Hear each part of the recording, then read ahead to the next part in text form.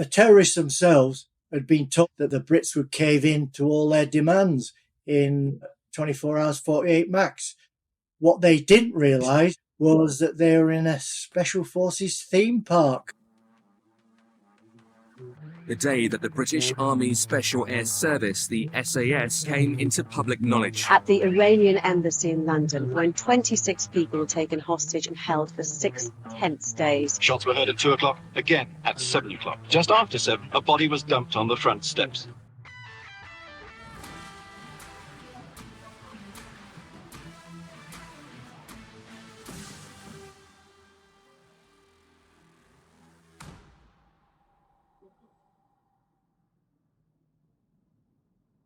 Welcome to Heroes Behind Headlines. I'm your host, Ralph Pizzullo. We're very honored to welcome back today's guests, Pete Winter and Sekonaia Takevisi, members of the legendary top-secret British unit called the Special Air Service, or SAS, often referred to as the Regiment. Founded during World War II, the SAS is the world's first modern special ops unit focused on counterterrorism, hostage rescue, and covert reconnaissance. The SAS became the inspiration for special operation units all around the world, including U.S. Delta Force and the Navy SEALs. Most people weren't even aware of the unit's existence until the operation Pete and Tak are going to talk about today, the highly dramatic, daring, and successful hostage rescue mission known as Operation Nimrod, that took place at the Iranian Embassy in the middle of London on May 5th, 1980, and was captured on live TV. Pete and Tak were two members of the brave SAS assault team that raided the embassy and rescued the hostages. They're today's heroes behind the headlines.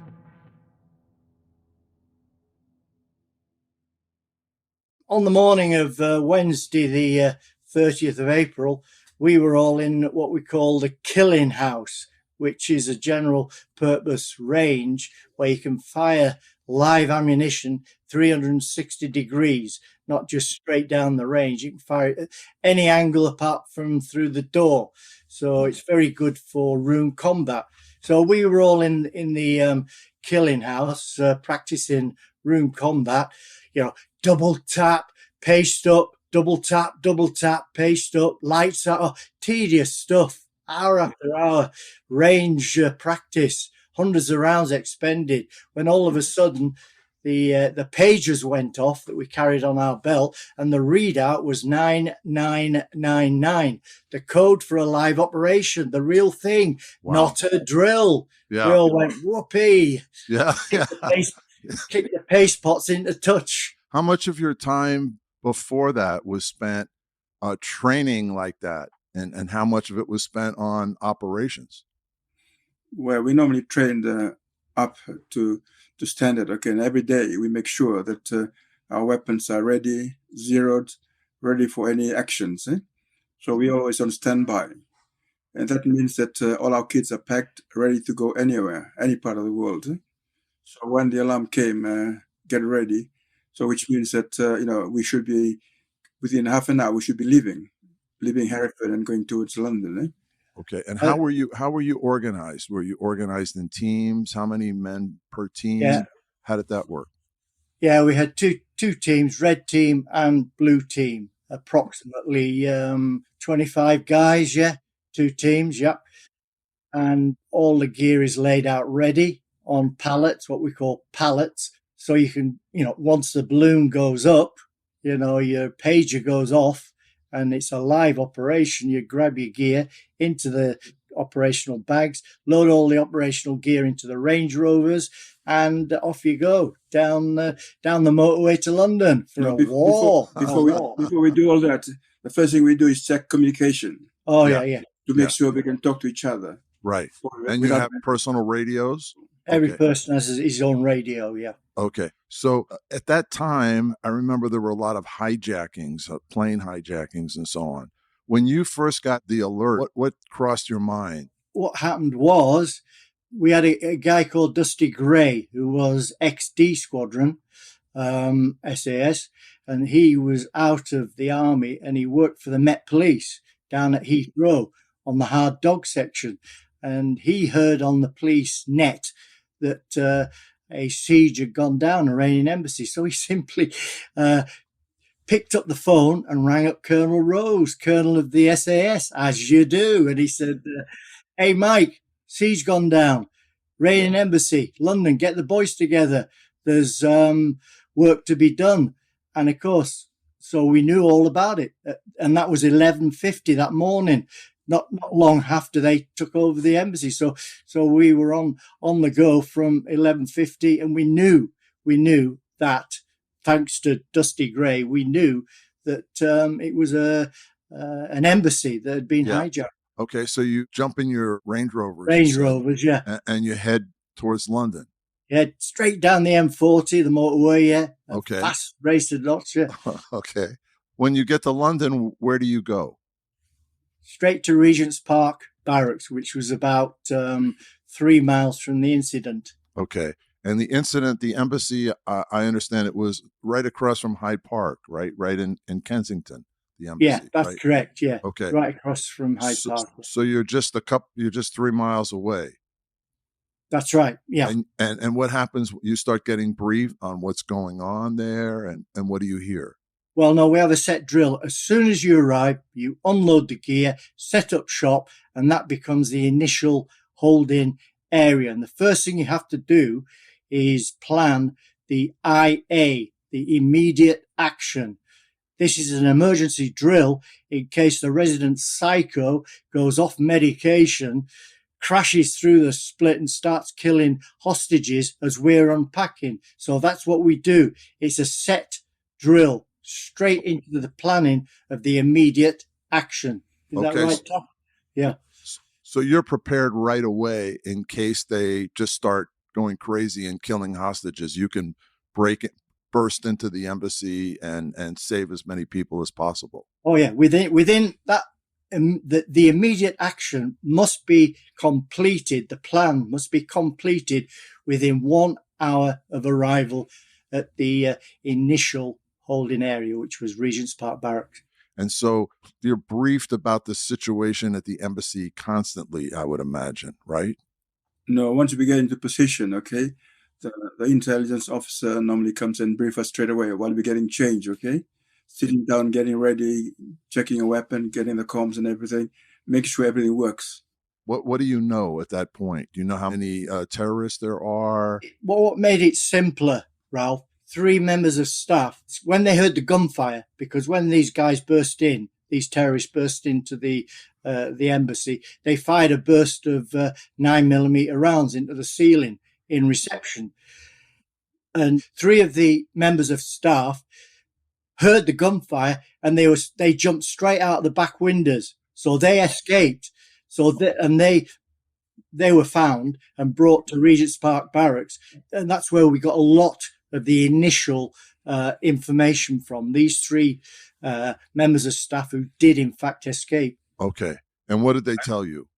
Well, they told us that there was 26 hostages, 23 members of staff, PC Trevor Locke, who was security, and there was 2 BBC guys who just happened to be in there collecting visas for a trip to Iran, and they got caught up in the whole event. So there was 26 hostages. They didn't know exactly how many terrorists. They thought there was maybe 4, maybe 5 terrorists, but they knew they were armed because they heard the gunfire. They also knew that we found out that the terrorist leader, his name was Salam, and he'd issued a set of demands. He demanded that 91 political prisoners be released from jails in Arabistan, which is a province of Iran, put on a plane from Tehran to London. And all this had to be in place by 1400 hours that afternoon. On April 30th, 1980, a group of 6 armed men stormed the Iranian Embassy on Prince's Gate, South Kensington, London. They took 26 hostages, including embassy staff, several visitors, and a police officer who had been guarding the embassy. The hostage takers were members of the Democratic Revolutionary Front for the Liberation of Arabistan, Iranian Arabs demanding the establishment of an autonomous Arab state in the oil-rich province of Khuzestan in southern Iran. According to the group's leader, Awan Ali Mohammed, aka Salim, their plan was inspired by the takeover of the U.S. Embassy in Iran and the seizing of 52 U.S. hostages 6 months earlier. Salim's second in command was Shakir Abdullah Radhi, known as Faisal. The terrorists were aided by members of the Iraqi government, headed by Saddam Hussein, which would soon launch a war against Iran. Prior to 1980, London had been the scene of several terrorist incidents related to Middle Eastern politics, including the assassination of the former Prime Minister of Yemen and an attack on a bus containing staff of the Israeli airline El Al. The British had had enough, and the SAS were standing by. No pressure then, Ralph. No pressure. So just another thing is, once we have been briefed before, and we get updated all the time, okay, any new information comes in is passed on to us to make sure everybody understands the updates. Every time there's another one come in, they let us know straight away. But we are ready to go. Within 10, 15 minutes, we are ready to go. So I assume somebody immediately pulls a plan of the building, right? So you understand how to access it, where the windows are, where the doors are, and so on, right? And another big break we got. We found out for one of these guys who had escaped initially. He told us, "Hey, man, the caretaker of the building is not in the siege. He's on bank holiday weekend leave." So we found him. Got the address off this guy. We found him, brought him to Regent's Park barracks, debriefed him, and his information was absolutely invaluable for a plan because he'd been cleaning that building for years. He knew every nook and cranny, knew all the emergency exits, knew all the fire exits, size of rooms, obstacles, lifts. He knew everything about the building. It was absolutely great piece of luck that we got hold of him. But the best bit of information he gave us, he told us that the ground floor windows at the front and the first floor windows at the front were armored glass, 2 inches thick. And behind the wooden door at the front, the embassy main door at the front, steel barred security gate, locked. Wow. So yeah, the first IA that we had planned up and running within 1 hour of arrival was to jump into the Range Rovers with ladders, roar down to the front of the embassy, smash our way in through the ground floor windows, smash down the front door, dive in, guns blazing, giving it the Wild West show. Not gonna happen. Yeah. Not gonna happen. Not gonna get in those front doors. Yeah. The sledgehammers would have bounced off the armored glass. And well, let's not go behind that front door because of the steel barred security gate. And of course, we replanned the IA using explosive entry and thermic lance. Great bit of kit, thermic lance. Knife through butter. Watch those steel bars melt. So you're in the staging area. You never leave, right? You're there throughout the whole siege. Correct? No. This is where it gets complicated. Well, not complicated, but this is where the plan tightens up. After we got all this information from these 3 members of staff who escaped and the caretaker, we thought, we got to get up close and personal. It's no good roaring down from here 3 miles to do the job. So at the end of play on, it was a Thursday, the 1st of May, at the end of play, we decided we'd get up close and personal. We'd get into the back door of number 14 Princess's Gate, which was next door to the embassy. We'd get into 14 Princess's Gate, which was the Royal College of General Practitioners, as I remember. Okay. And we set up shop there, next door. Oh, fantastic. Knock, who's there? SAS. We're Scandinavian Airline Services. We've come to transport you to paradise. Your flight awaits you. Yeah. So yeah, we were right next door for the whole. When did you move? You moved it right away. The next day. Well, the next day, we arrived there in the early hours of Thursday, the 1st of May, and end of play 1st of May, we moved up next door. And outside the embassy was like a whole scene, right? There's protesters, there's news people, because this is happening right in the middle of London. Yes, behind the brick wall. Okay, that's where the protesters were. We were inside the building by then. Actually, we didn't see a lot of that. It was like being in a submarine. The whole place was closed down, obviously, Right. So I never saw out of the windows, it was all kept very quiet. As I say, it's like being in a submarine, because don't forget, the terrorist stronghold was right next door. And so you had to be really quiet. Oh, yeah. As well, right? Could you hear what was going on in the embassy? No, it's because a lot of movements, and we don't really know. We can't confirm it. Not until later. The police, the Met Police, they managed to get listening devices in, but that didn't happen until what? Quite later. Yeah, about day later, isn't it? Day or two later. Initially, we were completely in the dark, but eventually the Met Police got these listening devices in. The best one was the bug in the telephone. What happened was we cut the BT telephone wires, so that the terrorists had to accept a police field telephone that works off a wire from their HQ, which was set up down the block. And of course, we put a bug into the handset. A little bug was in the handset. They never found it. And of course, all the conversations and bits and pieces were all being transmitted. Even though the handset was on the cradle, it was still transmitting through the wire back to police HQ, which was a really good little bug. And also, we measured off the wire from police HQ to the terrorist stronghold, covertly marked it off in meter markers, so that how long the wire was, it gave you a rough indication of where Salem was when he was doing negotiations, what floor he was on, and whether it was the front or the back of the embassy. And it really worked at the end. When the balloon went up at the end, the length of the wire told us more or less where Salem was in the finals. And he was there, believe it or not.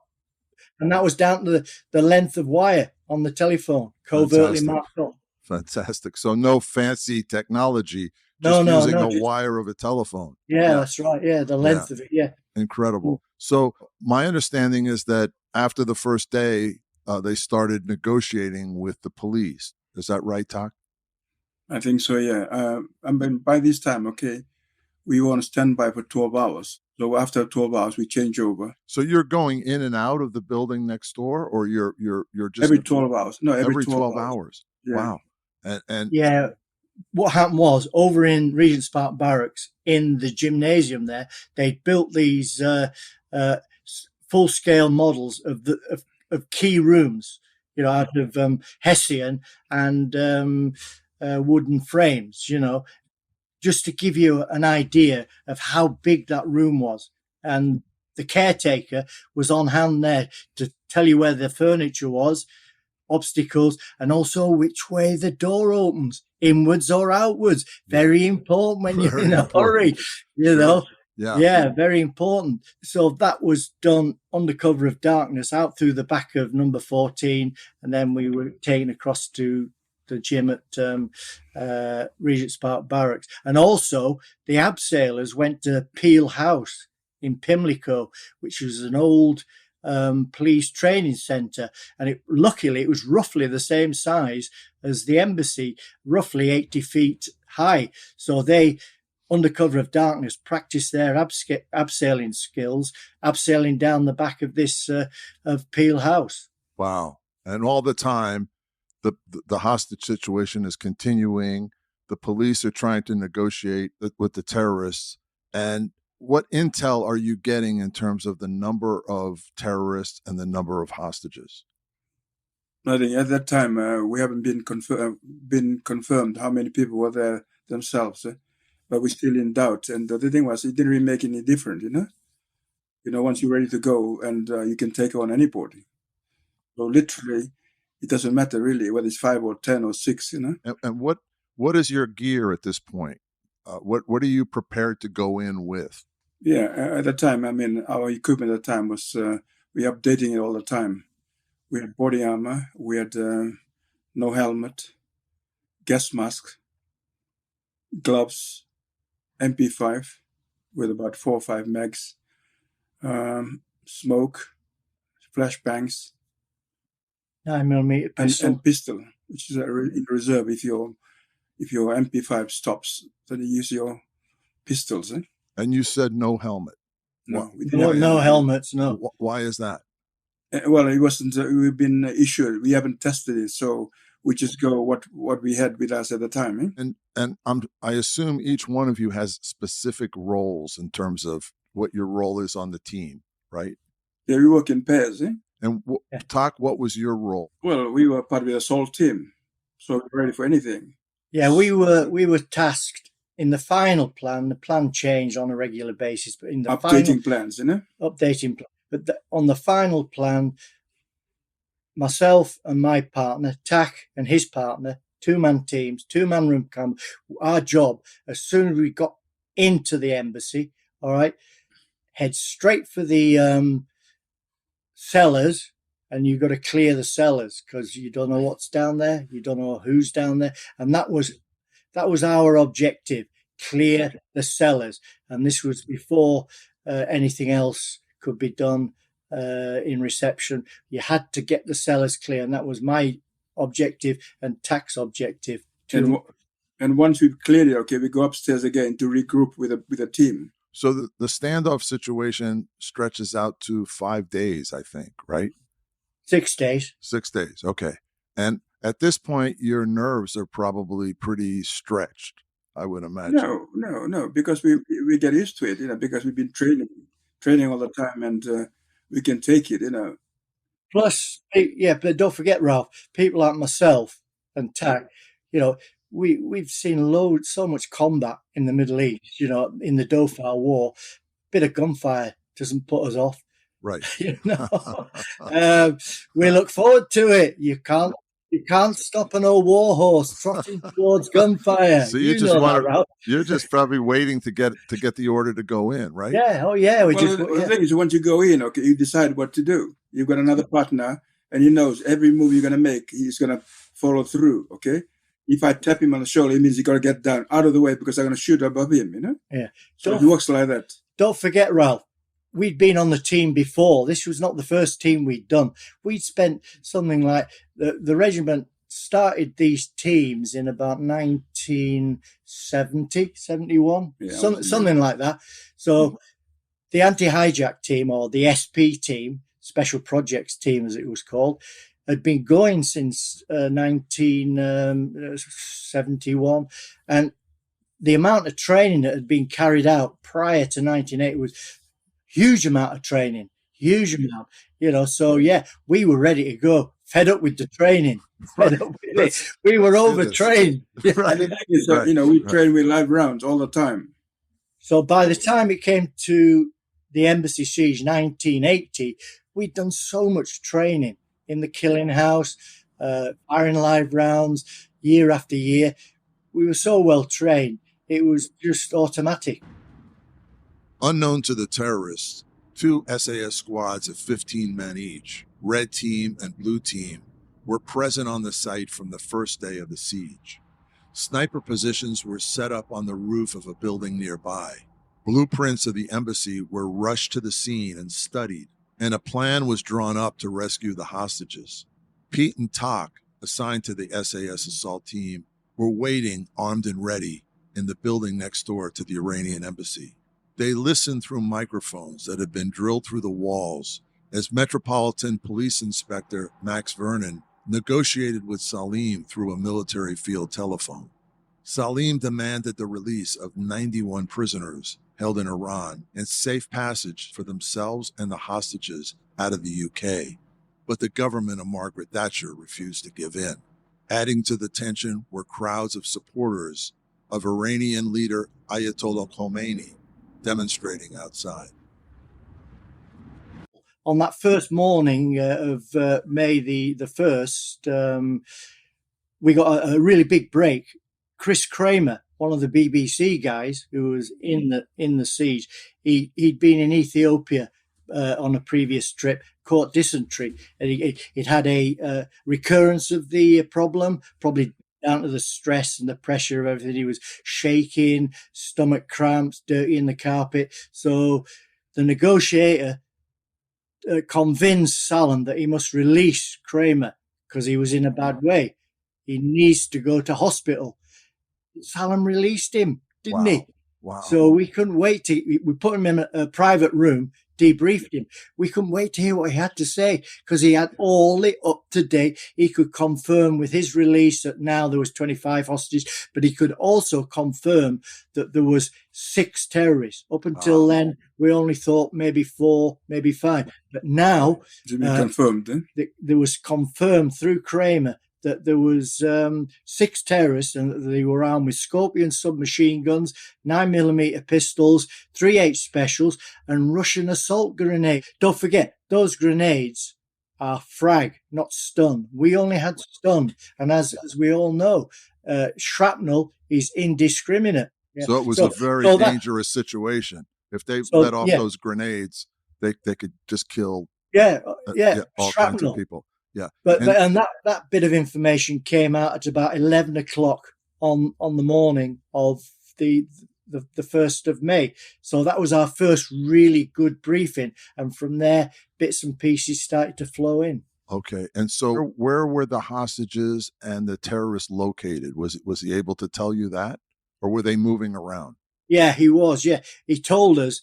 This is Chris Kramer again. He told us that all the hostages were on the 2nd floor and they were all at the back of the embassy, all in rooms 9 and 9A. So we consulted with the caretaker and he described the rooms, how big they were, obstacles, furniture. So that was a great bit of information to start. From there, we started to plan the proper plan that we would use on the day. So it stretches out to the 6th day, and what happens on the 6th day? What happened was Salem's self-control finally disintegrated, didn't it? He'd been told by his Iraqi handler, Sami Mohammed Ali, codenamed the Fox, that the siege would last 24 hours, 48 max. And here they were, 6 days later. The whole operation was being controlled by Sami Mohammed Ali, codenamed the Fox, an Iraqi army intelligence officer, and he was controlling the whole operation. I don't know where he was, but he was somewhere in London. So he was the main man. No kidding. So this is very interesting. So the Iraqis were involved, were behind this. Oh yeah, without a doubt. And don't forget, the terrorists themselves were trained in Baghdad. They all travelled on Iraqi passports. So yeah, you could say that this was the first skirmish that eventually led to the execution of Saddam Hussein. Right. It was the begin. Probably this was during the Iran-Iraq war too, right? Yeah. Right. Yeah. Okay. Yeah. Oh, yeah. They were definitely trained. They were trained by the Iraqis. Yeah. Okay. And the terrorists were Kurds. Is that correct? No. They were the terrorists were from Arabistan, which is a province of Iran.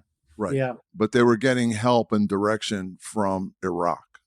Yeah. Okay. Yeah. That's very interesting. No, we didn't know until we found out at the later stages, that they had Iraqi backing. Yeah.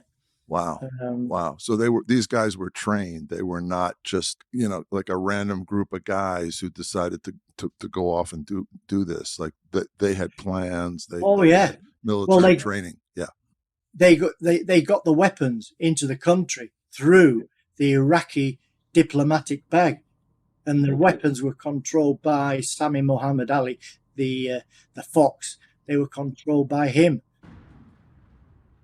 May 5th, the 6th day of the siege, was Bank Day in Great Britain, and everybody's nerves were wearing thin. 3 days earlier, the terrorists had agreed to release 5 hostages, in exchange for the BBC broadcasting their demands. But since then, there had been no movement on either side. Tensions were growing. The hostages inside the embassy were terrified. Meanwhile, the SAS operators in B Squadron studied a scale model of the embassy, and they refined their plans. They divided into two teams, red and blue. The red team would rappel down from the roof of the embassy to the second-floor balcony, while 4 members of the blue team would jump from the first floor of the nearby building to the first-floor balcony at the embassy. The rest of red and blue team were tasked to enter the rear of the embassy through the ground floor windows. What he said to the negotiator, he said, what I want now is 3 Arab ambassadors brought into the mix to negotiate a coach with curtains down to Heathrow and a plane to fly us out the country. The plane must be staffed by women. That includes the pilot and the co-pilot. And he wanted a list of political grievances broadcast on BBC World Service. And all that had to be in place by 1:30 in the afternoon of that afternoon, or else he would kill a hostage. Now, the police negotiator was Max Vernon. Were you in touch with him? Were you talking to him all the time? No, it was through our people, okay? Through your people, yeah. We don't see them because we were waiting on standby. I never met Max until about 2 years ago for the premiere of that film, 6 Days. He was actually at the premiere of the film. I'd never met him before. No kidding. Yeah, he's an Wow. 80-year-old guy. Yeah. And there he was at the film. Wow. And that's the first time I'd ever met him. Yeah, and he was playing an important role. So he's talking to the hostages. They give their demands, and then what happens? The Salam said he would kill a hostage at 1:30 afternoon if the 3 Arab ambassadors were not brought into the mix. 1:30 ticked over, and 3 shots were heard via the bug in the handset. And Salam announced that he killed a hostage. That was it then. No going back now. We had crossed the Rubicon. Direct action would have to be taken. But we couldn't go storming in there yet. It could be a bluff. It could be Salam trying to get us to overreact. We had to see a body, proof of murder, before we went storming in. So we have to wait. And we wait throughout the afternoon. 2 o'clock, 3 o'clock. We wait all the way up to about 7 p.m. that evening. And then 3 more shots are heard. And then the body of Lavasani, I'll think. Yeah, he was the press officer, wasn't he? Press officer, yeah, that's right. Yeah. He was pushed out the front door of the embassy. He'd been shot in the back of the head. So that was it. Proof of murder, the ticket to ride. Colonel Rose took over responsibility of the siege at 7:08, and we all moved up to the final assault positions to await the code word road accident. At noon, 3 shots were fired inside the embassy, followed by loud banging. The SAS assault team was put on high alert. Later that evening, the lifeless body of Iranian press attaché Abbas Lavasani was pushed out the front door. British TV cut away from coverage of a snooker tournament to broadcast the recovery of his body live. By killing 1 hostage and threatening to continue to murder one every half an hour, the terrorist had ended all chance of a negotiated settlement. Prime Minister Thatcher gave the green light, and Operation Nimrod was launched.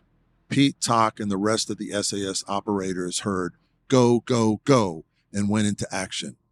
Beneath their carbon-lined nuclear, biological, and chemical suits, they wore black overalls and body armor, and were armed with MP5 German-made machine guns, 9mm Browning pistols, and stun grenades. They wore hoods, respirators, and radios with earpieces, and throat microphones tuned to a communal network. Their mission was to search and clear 56 rooms on 6 floors and rescue the hostages before they were killed. 7:26, the embassy was rocked by the sound of the diversionary charge blasting in the glass dome on the second floor ceiling. What we did a roof recce on about day 3, and we found this glass dome on the top of the second floor ceiling, and a glass dome. We thought, blow that in, guaranteed entry point. There's So no it's like a stopping there. skylight type of thing. Yeah, Skylight, a light well. This was a light well that ran down the centre of the building to the second floor landing. So just one thing we forgot, while the thing was taking place, the 747 were asked to overfly the embassy so they can cut out the noises. Yeah. So they flew a 747 over the embassy Yeah, so from that London. they could plan a charge on the dome. Yeah, That's it, that's right. Yeah, Ah, because we knew that there was 2 terrorists that were on guard on the second floor landing. Patrolling the second floor landing because the hostages were there. So we knew if we blew in that dome, that glass dome, guaranteed entry point. Once we're in there, there's no stopping us. No stopping us whatsoever. Nobody stops the SAS, and that includes the Russians. so the dome gets blown in, and you guys are where? It's all done simultaneously. Yeah. Okay, when it blows up, we went through the doors, our positions. Don't forget the key to success when attacking a building like that is maximum entry points on all floors, and everybody had been briefed which floor they were going in, which window, so that we could completely swamp the building. And that's So what happened. simultaneously. Simultaneously. Okay, so which way do you guys go in? Do you go in together? No, as I said, we were watching the snooker. We were all in a TV room watching TV. There was a snooker game on at the time. So we all sat there waiting there, all kitted up, ready to go. And it wouldn't take us 2 seconds to get out and be in position. So we're watching a movie we're watching a game of snooker. World Championship World snooker. Championship. Embassy snooker, And we were sort of, although we were watching the game, enjoying the snooker, but we were all ready to go. So from there, we came out and took our positions, our group. Okay, when all the bang goes, we Okay, just, and then go to where do our you enter the building from? Well, what happened was we were all at the back of number 14, ready to go, lined up. We all knew our jobs. Our objective was to clear the cellars. As soon as we got the go, go, go, that's Hector, the boss, shouting in the earpiece, go, go, go. And we heard the poof. We heard the diversion. And then Go to where do our- you enter the building from? Well, what happened was we were all at the back of number 14, ready to go, lined up. We all knew our jobs. Our objective was to clear the cellars. As soon as we got the go, go, go, that's Hector, the boss, shouting in the earpiece, go, go, go. And we heard the poof. We heard the diversionary charge go off. And then we ran out of number 14, heading for the back door of number 16, hoping that we could blow the back door in and get in through there. We looked up at the second floor and it was in absolute chaos. One of the guys had got his abseil rope tangled and he was jammed above the window about, 6 foot, 7 foot from the floor. on the third floor. Yeah, second floor. Second floor. Yeah. His abseil harness was completely jammed, and there was these flames coming out, and his legs were engulfed in flames, and there was all these guys, about 4 guys of the team, all milling around on the second floor balcony. And I looked up and I thought, it's all going wrong. It's all going. We haven't even, got in there yet, and it's going wrong. Those guys on the second floor balcony, those guys should be in now, mixing it with the terrorists. The meter's ticking. Where's the surprise now? Where's the SAS, speed, aggression, surprise? So We've their lost it. lines had gotten tangled up, and they couldn't descend all the way down. Well, I think what happened, because the fire was so intense, and he was trying to cut this abseiling rope, and he finally did it, and he was kicking from the door out and cutting himself, and managed to come through the window, wasn't it? yeah. But he was quite badly burnt at the time. He was I would very imagine. badly burnt. Wow, that's awful. But he was the team leader, and for carrying on with the action. Once he had 3rd-degree burns all down his legs. But he Yikes. carried on with the action, and he got the George Medal for that, which is a very high award. Wow. Wow, That's like incredible. that's like a civilian Victoria Cross, you know. Wow. So he, Yeah. he cut himself free and, Yeah. and he carried on with the mission. Yeah. Incredible. Yeah, even though he had third-degree burns to his legs, terrible burn. Okay, so you see this, and then what All the happens? chaos. That was I looked up and thought, it's all going wrong. We can't now blow the back door in, because don't forget, these guys They're hanging down, right? are hanging down above us, on the second floor balcony. What can we do? We can't blow the back door in. Improvise, adapt, overcome. Improvise, adapt, overcome. Where's the sledge? Who's got the sledgehammer? So the guy had a sledgehammer. He smashed his way in through a window over on the right, less likely to be barricaded. And we all followed, jumped in through. And it was, guess what it was? A library. It was I think before that, okay, we had to fight through. There was obstacles that had been put up by the terrorists, chairs and tables and ladders. Okay, we had to fight our way through there, and we were lucky there was no explosive or booby traps. Our biggest worry was the booby traps, but we just try and maneuver around it, over it, and under it. Okay, to get through. So we just sort of tend to just go on, forget about the worry. Okay, we said forget about it. Let's move on. Okay, so we managed to get through the furnitures above, and we cleared ourselves into the cellar now. Yeah. And what are you hearing above? Is it as soon as you go in the building? No, but there's so much noise going on, and you can't really concentrate. I mean, we concentrated what we were doing at the time. Right, but you're hearing gunshots and screaming and gunfire, stun grenades going off.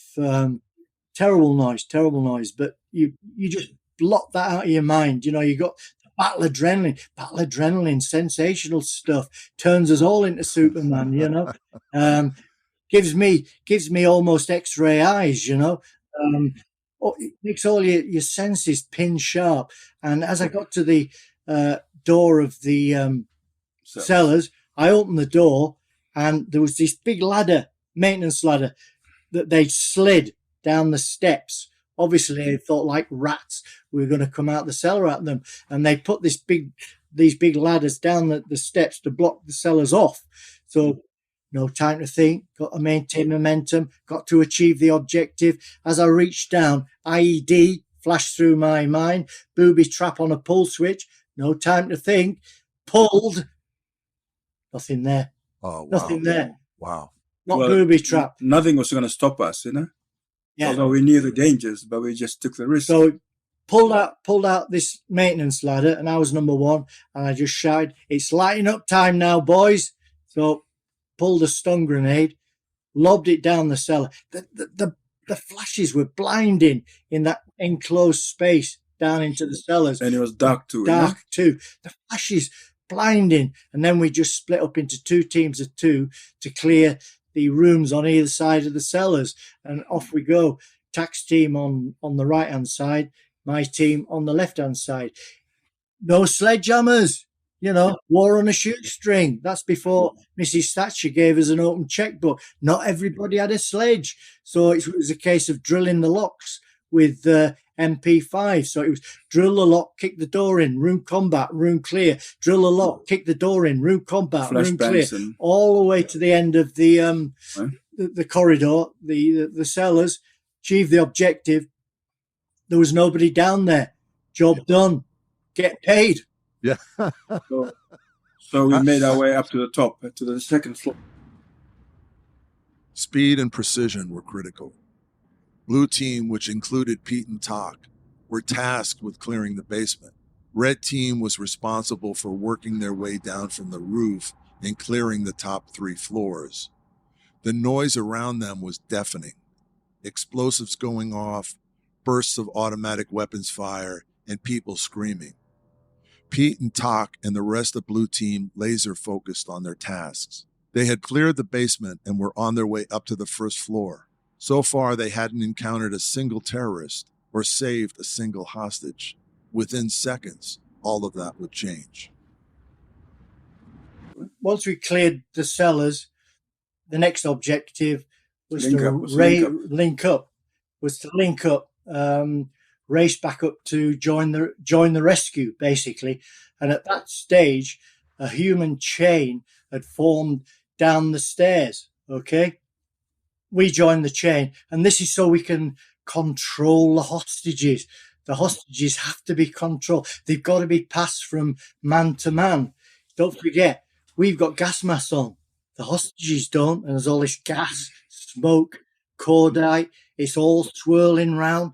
They're hysterical. Their eyes are streaming. They're in shock. So they've got to be controlled. So you've got to grab them and you've got to push them in the right direction. And that's what we did. They started coming down the stairs, 1 down, 2 down. You went up, didn't you? About halfway, yeah. About halfway. Peter, so I positioned myself at the bottom of the stairs so I can cover on my left and also on the right up the stairs. So my job was to make sure that all the people are coming down, the women especially, they were frightened, screaming and running. And, we were lucky at the time because when you say something to them, they believe you and they do what you ask them to do. So that makes it a lot easier for us, So channeling through from the top stairs down to where I was at the bottom. So you have to control them. You've got to we had to literally push them towards the library. Don't forget we came in through that library. They were looking at the front door, trying to get through the front door, all heading. We had to grab them. No, it's locked. Because who's got the key to the front door? We never found the key. It was locked. Right. There's no time. Who's got the key? So we had to grab them and push them towards the library. And then once they got into the library, they were met by the people who reception, what we call the reception people. But so they're coming down, and then suddenly there was a guy on the first floor at the top, and he just shouted, "This one's a terrorist! This one's a terrorist!" I mean, I'll never forget him. Big fella, afro haircut, and he had this olive green combat jacket on, and he was coming down the stairs in a kind of a crouched position, sort of as if he was protecting his genitals, Yeah. I mean, he was running scared. He knew he didn't have long. As he got level with me, the battle adrenaline clicked in big time. Battle adrenaline, sensational stuff. Gives me almost X-ray eyes. And through the gloom, the smoke, the X-ray eyes picked up on the Russian assault grenade in his hand as he was coming down. Wow. He had this Russian assault grenade, the same grenades they still use today in the Ukraine. Dangerous frag grenade. And he's got it in his hand. He's got it in his hand as he's coming down in that crouched position. Thought, got to do something, got to neutralize the threat, but I can't open fire because there's people. TAC was in the line of fire. Other guys were in the line of fire. There was hostages belting down the stairs. Absolute chaos, pandemonium. Can't open fire. What I did, I brought because he was in this crouched position, really crouched. I was able to bring the MP5 up and whack him right on the nape of the neck. Yeah. But as I did, his face turned towards me, and I could see the look of terror, the look of hatred in his eyes. And then he just rolled down into reception, and everybody opened fire, and TAC was down. What happened then down in reception? So Pete belted him with the butt of his weapon, and the guy started rolling down. So I was right at the bottom of the stairs. I could see the road outside so they can escape, and also from the stairs. So when Pete shouted, I just turned, and the guy was rolling down, and everybody turned and fired at him. We did not shoot any hostage at all because hostages were running down at the time. So we're very careful, and I think I emptied about half of my magazine, 30 rounds, 15 rounds on him. He couldn't help it at the time because you want to make sure that he's got no power to pull a pin out. Right. And thank God he didn't, right? Well, but that's the luck we had. Yeah. What happened was, as he twitching his life away on the carpet in reception, his hand sort of flopped, and this grenade rolled out towards the information desk. The world stopped, freeze frame. Can't open fire, can't dive anywhere. Too much chaos. Where's the pin? Is the pin in? This guy had been so unprofessional, left the pin in. Wow. That was Faisal, Salam's second in command. The last the last terrorist to die. I think he ended up with about 40 bullet holes in him. Not bad, really. But the only problem was, a year later, I had to go to the inquest on the embassy siege and explain to the coroner why Faisal ended up with 49mm rounds in him. And I had to tell him. I thought, as I climbed up into the witness box, I thought, this is a first. It's the first time that an SAS guy's been in court to explain his actions. I'm like a guinea pig. As I got into the witness box, I thought, got to do it, got to explain how this happened, or else who knows what spin they'll put on this in 30 years, 40 years' time, So the coroner asked me all about what happened, and I said, it's an SAS tactic. Everybody opens fire, so there's no hesitation. Okay? That is why he ended up with so many rounds. You can't afford to hesitate with a man with a grenade. Of course not. It takes a split second to pull the pin from a grenade, and pop it up. Are you going to stand there and go, shall we open fire, sir? Right. I don't think so. I don't think so. Everybody opens fire. So there's no hesitation. If everybody opens fire, there's no hesitation. And that's another SAS secret. We can operate without orders. We don't need officers to tell us to open fire. We can make our own decisions. And that's one of the secrets of the SAS, And the coroner, the inquest, he took the pitch, gave us a clean bill of health. Good. So he's neutralized and the pins never pulled. Well, that must have been a huge relief to everybody. Oh, absolutely. Of course, yeah. Especially for the hostage and us. Yeah? The hostages were probably freaking out and diving for cover and so on and so forth. Well, yeah, in that enclosed space in reception, the reception wasn't all that big. If that grenade had gone off, I wouldn't have been. Tack definitely wouldn't have been here now because he was down in reception and there were hostages milling. A lot of people would have took shrapnel. A lot of people. Okay, so what happens next? So it's now about 8:15 in the evening. The whole rescue took about 40 minutes, about the same length of time it took to kill bin Laden. And this eerie silence descended on the embassy. No more shouts, screams, hysterical hostages, gunfire explode. The only sound was the Met police dogs barking in the street outside. The siege had been busted. The terrorists themselves had been told by their Iraqi handler, Sami Mohammed Ali, that the Brits had gone soft, that the Brits would cave in to all their demands in 24 hours, 48 max. What they didn't realise was that they were in a Special Forces theme park. You played by different rules. Yeah.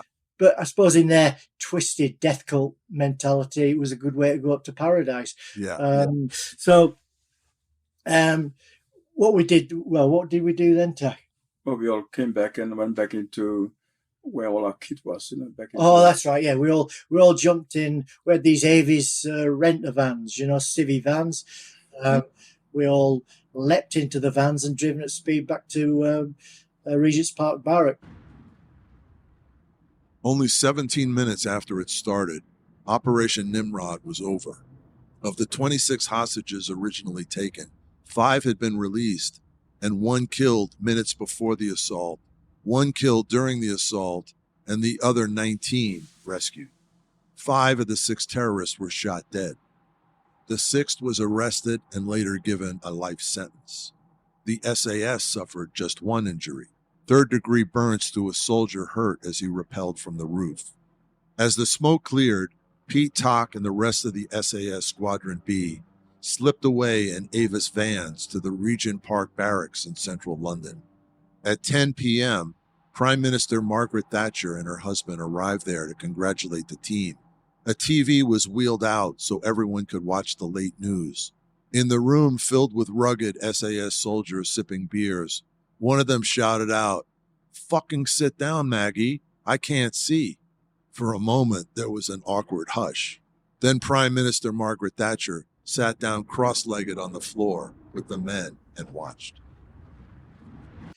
We had these big smoke grenades set up. When the assault was going in, we're going to smoke the whole building off so that the press couldn't see it anyway, couldn't take photographs, and all that this smoke would just completely blank the front of the embassy off from the press and the media, who were down the end of the street behind barricades. At the 11th hour, Mrs. Thatcher, the Prime Minister, said, "Don't initiate the smoke grenades.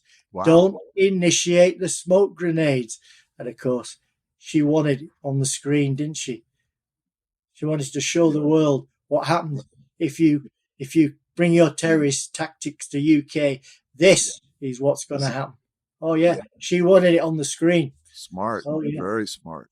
Now, you Go on, said that sorry. one of the hostages escaped, one of the terrorists escaped. Oh yeah. So what happened was one of the terrorists escaped. Yeah, because of a female hostage in a classic case of Stockholm syndrome. This typist, I think she fell in love with Fauzi. Fauzi was the youngest terrorist, good-looking guy, a ladies' man. Yeah, and she became infatuated with him, followed him around the building for the duration of the siege. Wow. She became so obsessed with him that she helped him escape. She's the one that got him dressed up in civvy clothing, make him look like a student. That's it. He looked, because he was young, very young. Now, this woman she worked at she was a secretary at the embassy. Yeah, she was one of the hostages. She was an Iranian woman, or she was a Iranian woman. Iranian woman. Okay, so and she felt sorry for this guy, or she fell in love with him. I'm sure she did. Yeah. I'm sure she did.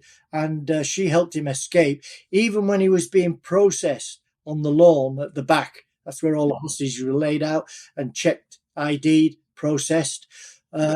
Even then, she was trying to say, "Listen, you leave him alone. This is my brother. You leave him alone. This is my brother.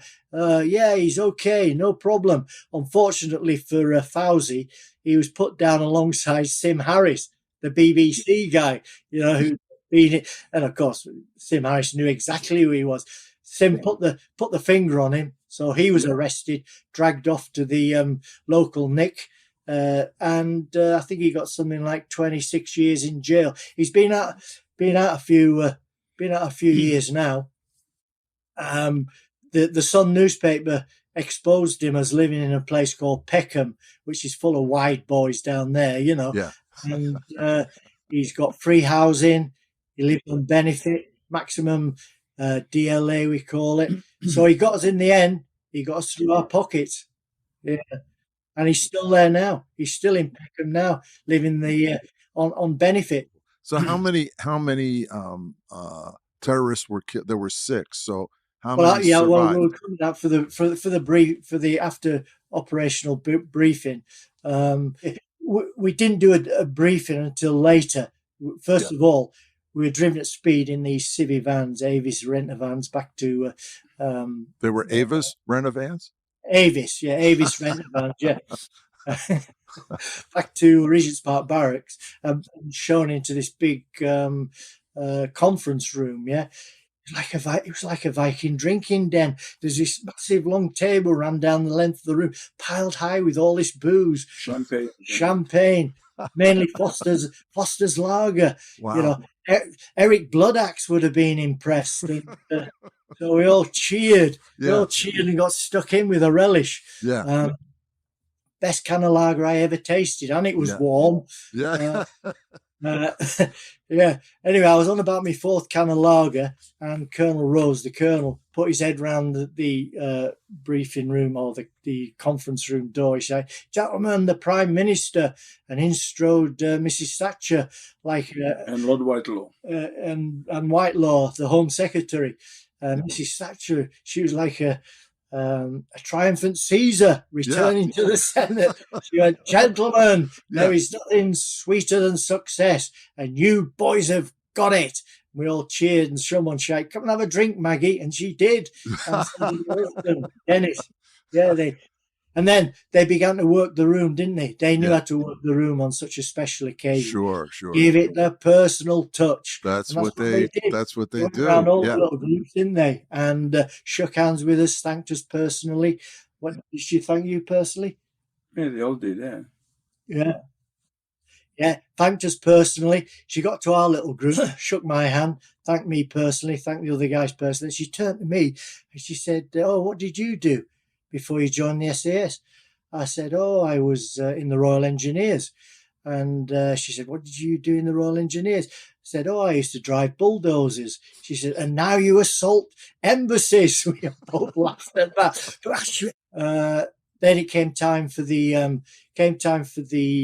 evening news, the 9 o'clock news or 9:30 news or whatever, and a TV was wheeled in. So Mrs. Thatcher then began her mother hen bit, getting everybody organised, everybody sat down, everybody lined up, everybody hushed up. Then after the longest news flash in history, which pissed off all the snooker fans, which it broke into the Embassy World Snooker competition. Yeah. Mrs. Thatcher stood up, gave a talk, short, sharp, and to the point. She said, gentlemen, courage, confidence, flexibility. This was a brilliant operation. You made us proud to be British." And we all cheered, shouted, "Come and have a drink, Maggie." And she did again and joined us for a drink. And then, as Tak said, we had a good old drink. And then jumped in the Range Rovers and drove back to Hereford. As survivors of the rescue mission were being treated at the Hendon Police College Medical Center and debris was being cleared from the Iranian Embassy, everyone in the UK was talking about the incredible bravery demonstrated by the SAS teams. Prime Minister Margaret Thatcher appeared on British TV to thank them for their, quote, superb performance. She said that Pete, Tak, and the rest of SAS Squadron B had made everyone, quote, proud to be British.